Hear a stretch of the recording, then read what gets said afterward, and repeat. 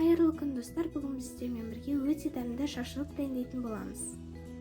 Ең бірінші болгарскийімізді алып, видеода көрсетілгендей қылдыртып, жіңішкелетіп, кішкентай қылдыртып кесеміз. Міне кесіп болдық. Енді кезекте қызыл және жасыл ащы бұрышымызды осылайынан дөңгелектеп кесіп, содан кейін осылайынан кішіректетіп кесеміз.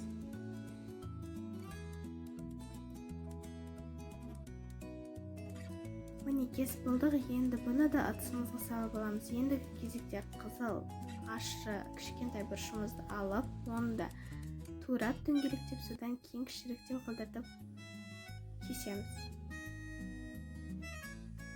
Бұрышымызды кесіп болғаннан кейін пиязымызды да дөңгелектетіп, содан кейін жіңішкелетіп кесеміз.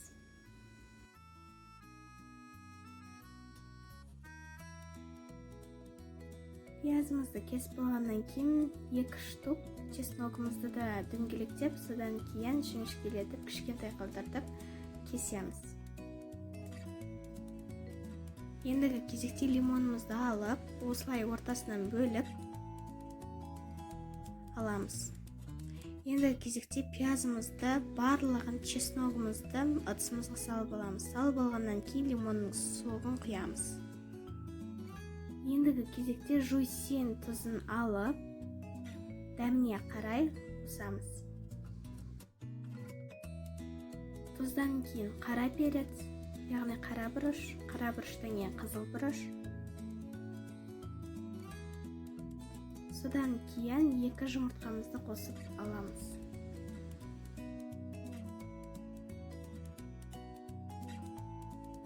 Қосып болғаннан кейін барлығын жақсылап араластырамыз.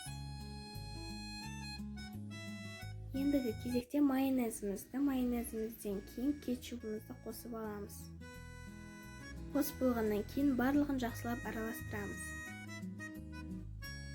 Міне біз араластырып болдық. Ендігі кезекте тауық етін, жаңғырауқұлақты барлығын дайындап аламыз да үстіне тұз себеміз. Тұзымызды сеуіп болғаннан кейін үстіне бағанағы дайындаған соусымызды қосамыз. Қосып болғаннан кейін жақсылап араластырамыз. Міне араластырып болдық. Ендігі кезекте 2 сағатқа бетін жауып қойып қоямыз. Міне біздің тауықтарымыз мариновать етіліп болды. Ендігі кезекте оны пісіреміз.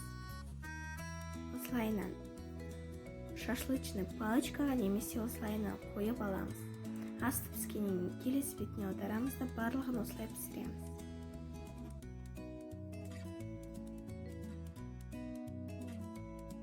Және де міне біздің шашлықтарымыз дайын болды. Өте дәмді шықты. Егер бұл видео сіздерге ұнаса, лайк басып, комментарий қалдырып, подписаться етуді ұмытпаймыз. Астарыңыз дәмді болсын.